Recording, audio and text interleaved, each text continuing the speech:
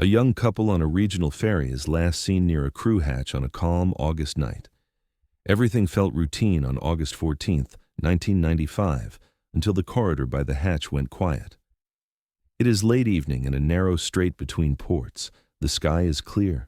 The wind is steady. Low swell lifts the hull and sets a soft rhythm underfoot. They are newlyweds in their mid-20s from the Midwest on a simple honeymoon across a budget ferry route. No schedule beyond rest and a few photos in a notebook. Their cabin sits midship, an interior room.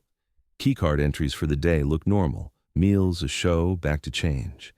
Family had noted 3 items before sailing: a small journal or notebook, a daypack, and light jackets. After dinner, they choose the upper corridor near a crew hatch, planning to be back in the cabin before midnight. The deck lights hum, doors click. The plan is ordinary. At about 10:35 p.m., a steward passes them beside a maintenance hatch. He notes nothing unusual. An easy pace, quiet voices, the couple close together. 6 minutes later, the record bends. The bridge log shows a call button pressed near that hatch at 10:41 p.m., and then nothing follows. Morning brings a missed check. Room service knocks, waits, and calls. No answer. At first light, a crew alert goes out to verify their location on board. Search and rescue begins in stages. The ship is swept. Public rooms, stairwells, corridors. When that yields no sign, the Coast Guard grids the track. A helicopter lifts. A cutter runs the line. Lifebuoys and lights spot the surface. Conditions are workable but windy. Security opens the cabin and logs what remains. Wallets are present. Rings are present. The notebook rests on the desk. The daypack is missing. Their railcoats still hang by the door. The first written status is cautious. The working theory lists a possible accidental fall from a wet rail at night. The language stays careful. No firm cause is entered. Then, an inventory detail refuses to settle. The life jacket count runs short by 1, yet no issuance is logged on that deck. The years after the loss feel quiet on paper. From 1996 through 2003, the file thins. Anniversary notes are logged, then filed away. The case sits in a cabinet while new incidents take the front of the queue. Online, early message boards circle the same small map: a quiet corridor, a squeaky hatch, and footsteps late at night. The posts do not claim facts, they repeat fragments. The hour is always late. The sound is always just out of view. Between 2004 and 2009, light folklore grows along the route. People who ride often talk about smuggling stories. They mention crew-only shortcuts and a blind corner beyond the theater where the deck cameras never felt close enough. It is told softly, like sea talk is told, half memory, half habit. The language stays careful. No one wants to stain a cold case with a rumor dressed as proof. The families do not let the paper go slack. Each year, letters go out asking for a full deck camera review and hatch access lists. They want angles, timelines, and the minute marks that might put the couple back into view. Calls are logged, replies are brief. Notes in the file summarize the requests, but do not change the status line. Undetermined holds its place. Community memory keeps a few anchors alive. Former deckhands recall the starboard wind that could swallow a voice, even at close range. They remember a dark bend past the theater where the light dropped and echoes went strange. None of it makes a headline. Still, the same corner returns in quiet conversations, like a tide that keeps choosing the same rock. Through it all, the notebook in the early inventory remains a small weight in the record. It sat on a desk that morning. It does not answer the question the boards keep asking: what happened at 10:41 p.m. near the hatch? The corridor detail never leaves the conversation, and neither does the silence that followed the call button press. Years in, an anonymous tip lands in the inbox. It names an old cargo locker number. The tip is simple, just digits, and it arrives without a return path.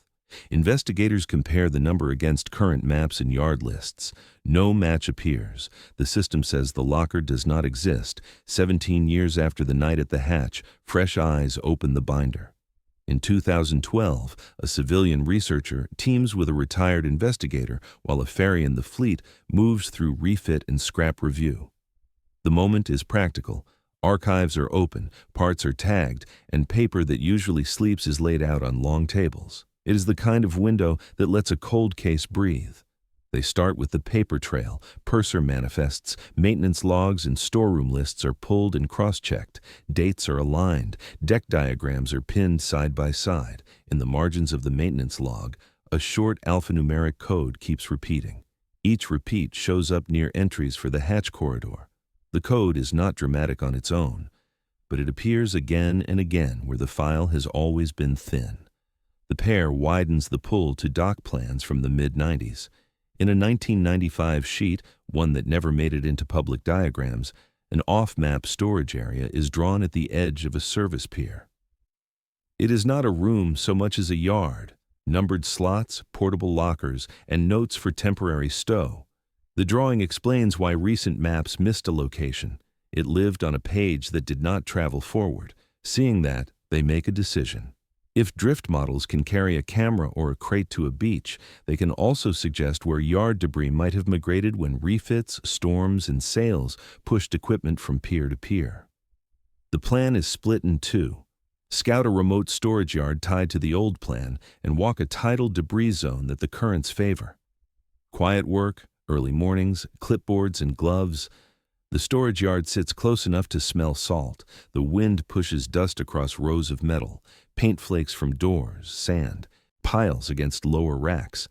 It looks like a place built to forget. They move slow, taking photos of stampings and tags, reading numbers that half exist under rust.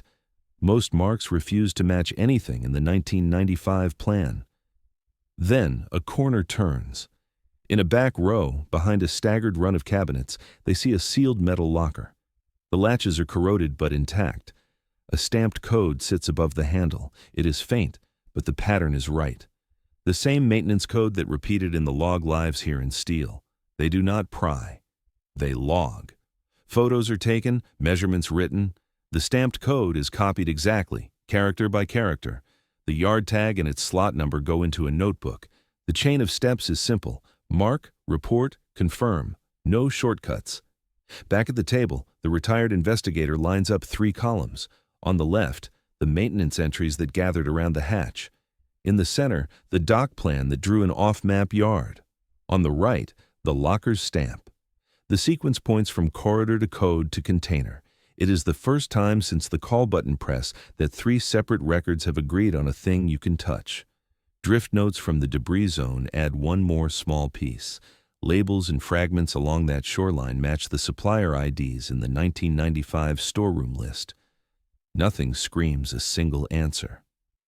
Still, the environment supports the paper. Items from that era did travel this way. The team holds the find until the chain is confirmed. The code is read again under better light. The yard manager signs a receipt. The retired investigator signs a photo print. The civilian researcher initials the log.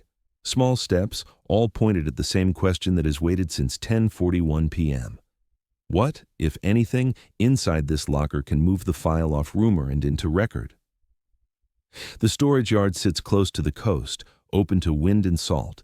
Paint flakes from long rows of metal, sand piles against the lower racks like small dunes. Nothing here looks fresh. Everything looks stored to be forgotten. They move down the aisle with slow steps. Numbers are faded. Tags curl at the edges. Then, in a back run of cabinets, they stop. A sealed locker stands alone. The latches are corroded but still hold. On its face, a tag shows the maintenance code that kept repeating near the hatch in the old logs.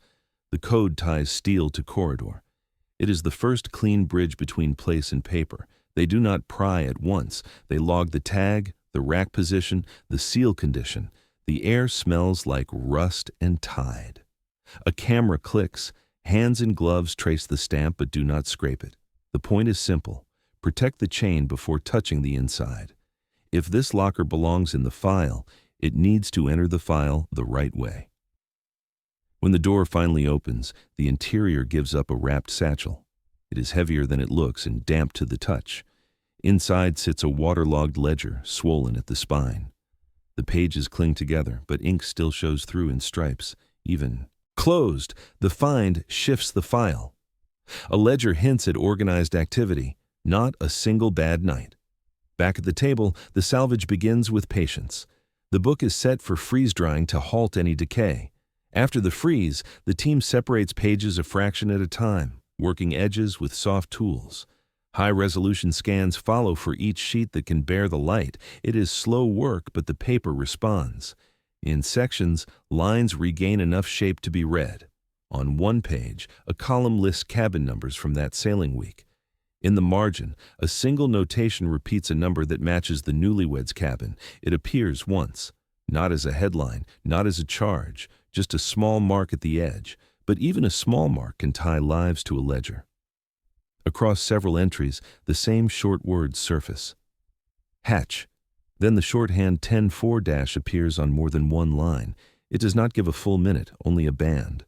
The handwriting is tight, like someone writing fast with a task in hand. Each mention leans the theory toward movement in a fixed place at a fixed time near that door. They map the legible lines against the old corridor note. Hatch, late hour, the shorthand range. None of it says what happened.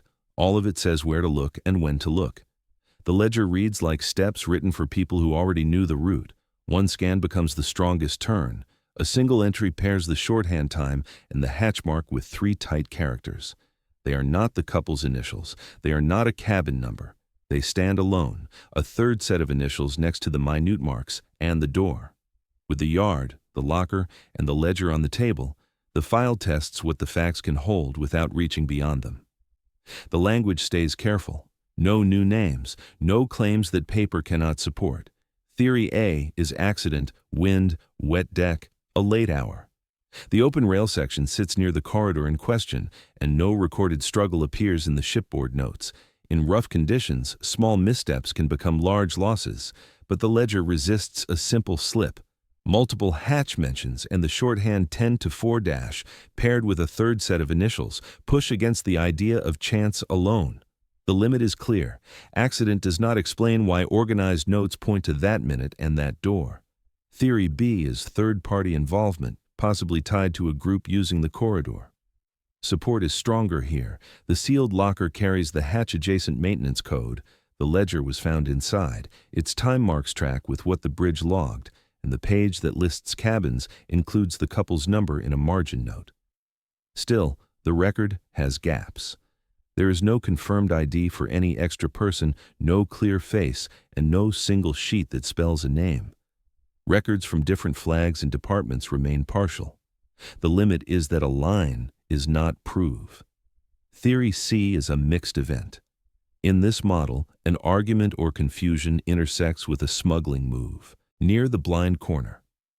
The motion draws people into the same space just as a handoff or pass-through is scheduled. The ledger's shorthand time supports a planned minute.